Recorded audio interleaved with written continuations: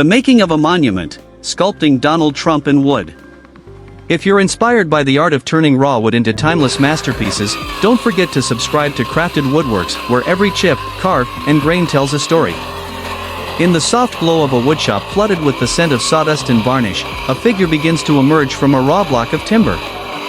With each careful chisel stroke, the features of a man known around the world take form: his unmistakable hair, the resolute gaze, the firm line of his mouth. It is a likeness of Donald Trump, captured not in photographs or speeches, but in the enduring medium of sculpture. This is not merely a piece of art, it is a journey. A journey of material, of memory, of meaning. And at the heart of this journey is an artist's vision to immortalize a political figure whose impact has been both widely influential and deeply controversial. Sculpture has always had a unique relationship with history. Unlike the fleeting nature of headlines or the evolving tides of public opinion, a sculpture stands still.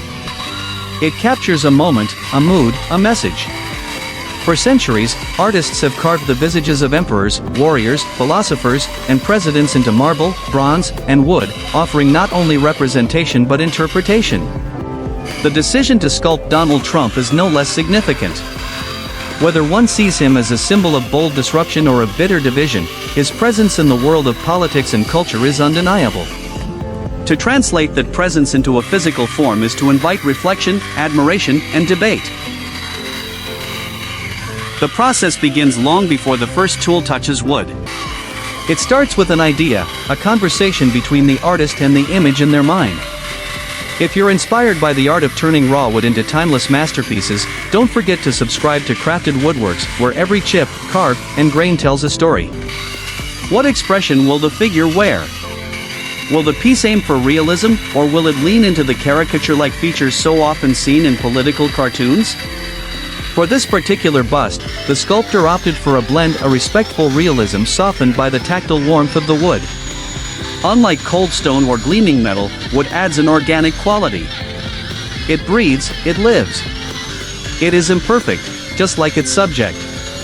Selecting the right wood was a crucial first step. The artist sought a species with the right density, grain, and toned something that could endure the force of carving without splintering or losing detail. Ultimately, a rich, reddish wood was chosen, evoking both a sense of warmth and gravity. The wood's texture, full of natural lines and grooves, would work harmoniously with the sculptor's tools, helping to define facial expressions, hair patterns, and folds in the suit.